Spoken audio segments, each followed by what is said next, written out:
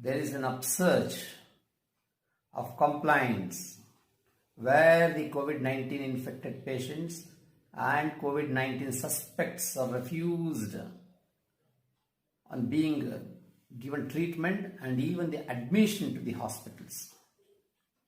Even to the hospitals that have declared that they are providing treatment for COVID-19. The recognized COVID-19 recognized hospitals.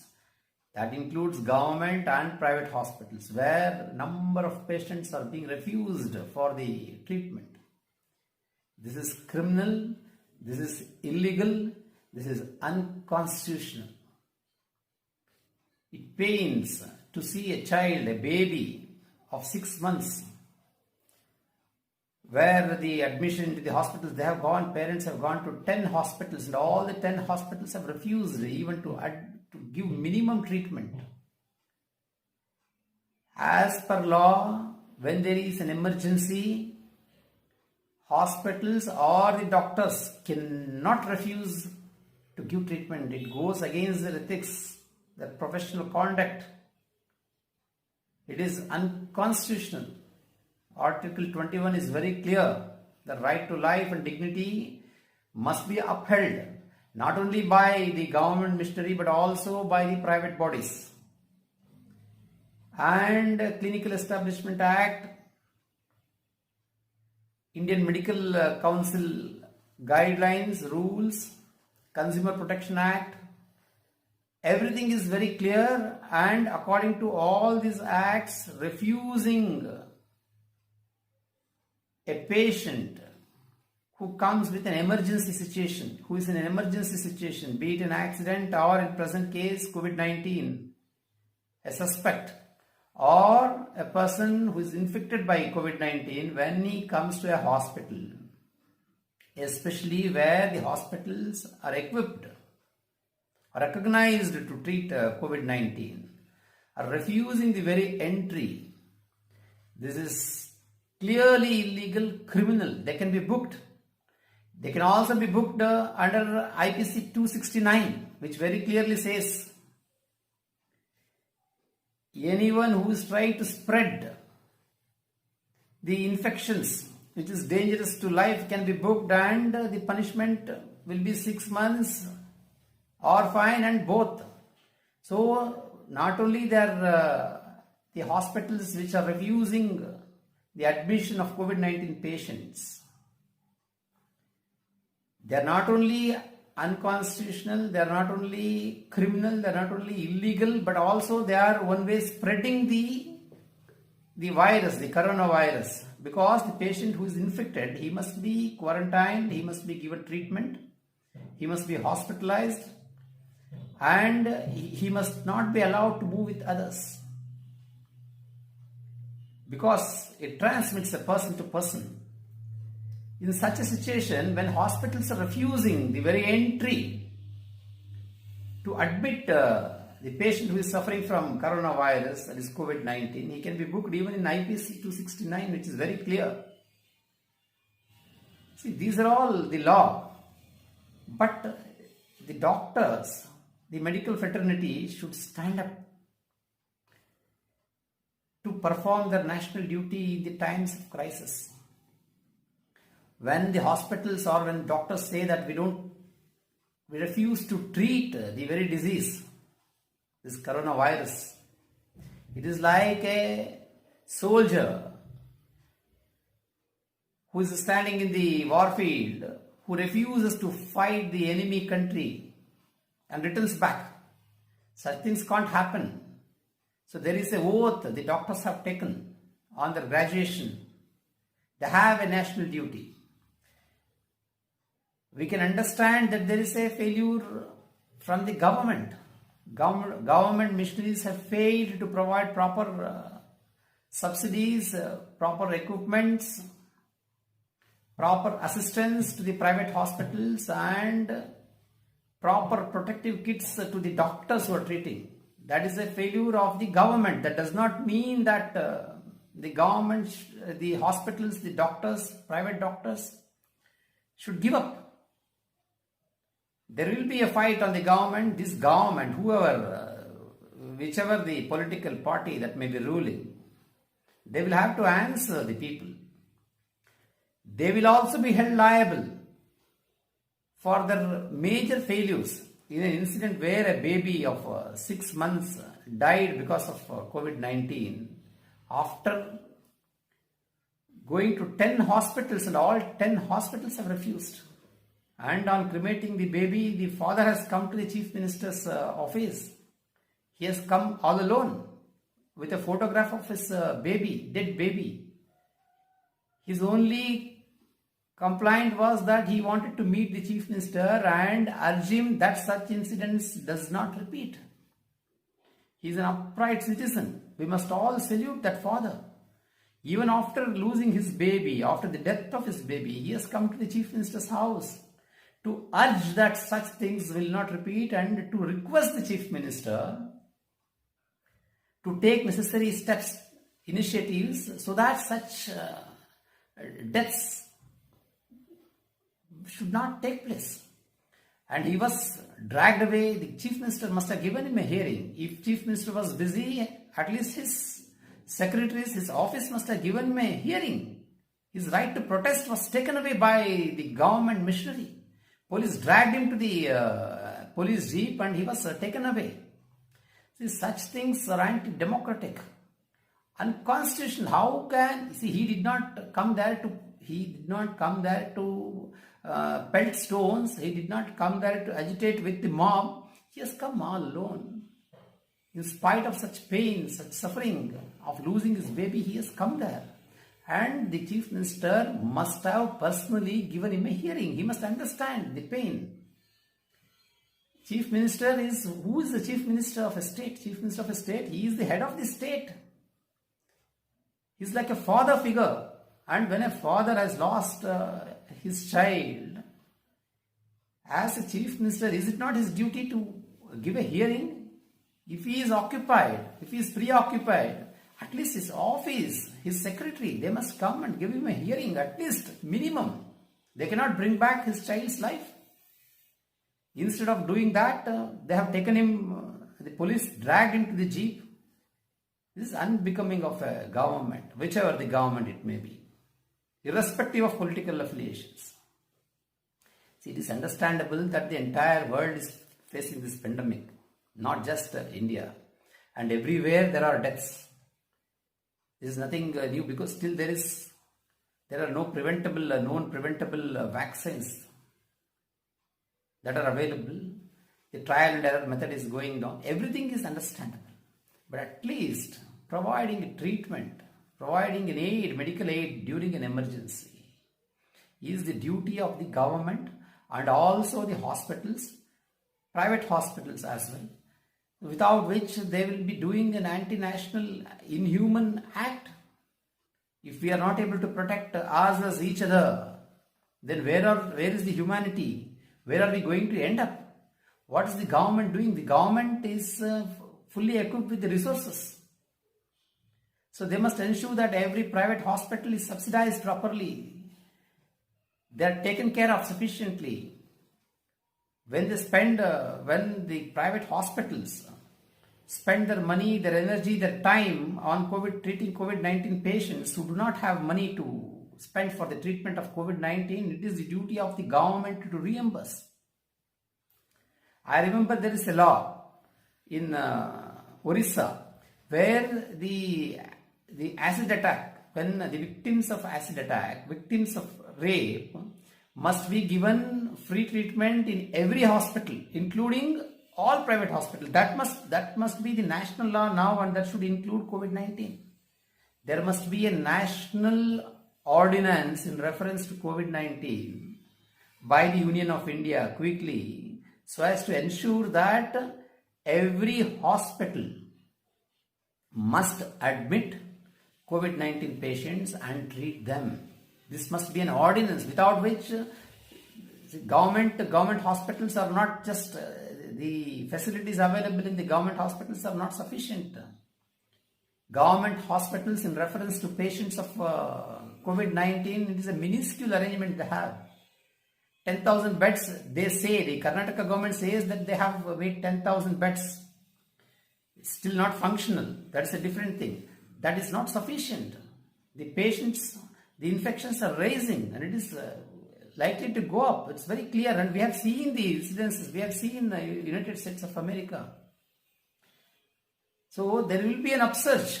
This is not going to end here. So therefore, there must be an ordinance to this effect, national ordinance, stating that all private hospitals, just like how Orissa has made a law, where there is a law that all acid victims, rape victims must be given free treatment in any hospitals. So in that way, there must be a national ordinance for treating COVID-19 patients throughout India. Only this can help. And whoever refuses to treat, they must be booked. They must be criminally booked. So criminally booked means that is not limited to private hospitals. That is also including government missionaries, government hospitals as well. Because government body can also be sued. It is not that they are not above anything. As per law, everybody is the same. They must be treated same. There cannot be different law for government hospital and different law for the private hospital.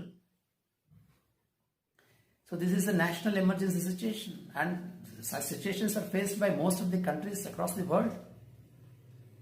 And we must not, as a nation, we must not fail. The root cause of the failure in treating, in managing COVID-19 situation in India, according to me, is corrupt, spoiled system. Right from the independence, we have not controlled corruption. It has only grown. I cannot just blame the present government. All governments are to be blamed for not controlling the corruption and for supporting, aiding. When they are not controlling, that means to say they are supporting, they are for the corruption. This corrupt politics should go. This corruption in politics has led to capitalistic economy, capitalistic rule. So this is the biggest threat to the very democracy. There must be some socialistic values. How a COVID patient, a baby, his father, after the death, goes to a chief minister's office in order to express his concern that such incidents should not. Media was questioning him. He said, I wanted to request the chief minister that I have lost my child. Such things should not repeat. It was genuine. He was so human. And his right to protest, he has a constitutional right to protest, that was taken away. Neither the chief minister spoke to him nor his office. In fact, he was dragged away without any respect in the police jeep. When mob comes to protest in front of the chief minister's house or in front of any office, they give a patient hearing. And such genuine protests are thrashed. So such things should not happen. Everybody, all people can understand that it's an emergency, critical emergency situation where we need to wake up to the emergencies, and it is the duty of the government, major duty of the government, that they must rise to at least to the level to honor the Constitution, Article 21, that needs to be honored. Right to life with dignity must be honored, so that their health, right to health, is a constitutional right. So these things must be looked into. So how can this be looked into? This can be looked into by bringing into action the available laws. Kanun kahan hai? Kanun kitab mein hai. That should not be it's very apt saying. Where is the law? Law is there. Yes, it is there. Where is it? It is safe in the books. Must be implemented. The executive must enforce law. They must book cases against all these erring hospitals, including the government hospitals. They must book cases. If they don't book cases, such things will not stop. And it's a responsibility of each and every citizen that we must stand up to the emergency situation. Otherwise, we will lose lakhs of lives and our economy will fall. See, the major thing is, if we are unable to control COVID-19, if we are not able to treat the patients of COVID-19 timely, if we are unable to curtail the growth, the rapid growth of COVID-19, it's just not the COVID-19, it has economic repercussions. The business is failing, the employment are being lost. So this is so much of critical situation that we need to face. We will go back to 30, 40 years, we need to go back. If economy fails, then country will fail. So we must secure the lives of the people. So it is a combined, coordinated duty of the government and the private hospitals. The citizens must also be responsible.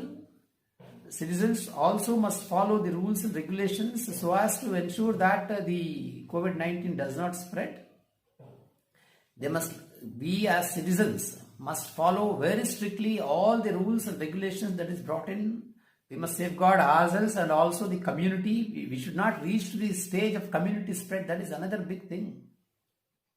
Just imagine if 10% of the Indian population is infected by COVID-19, that is to say we are 130 crores. So 1 crore 30 lakhs, it is such a big, putting all the government hospitals and the private hospitals, we will be in no position to treat them. So that is how the home quarantine, home treatment has now started. So not all people can be quarantined at home and treated at home.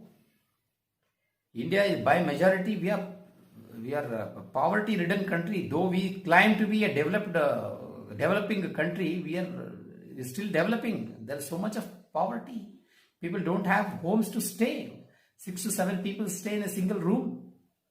Such is the situation. How are we going to manage situation? We have seen the examples at Mumbai. Slums, how the COVID has spread.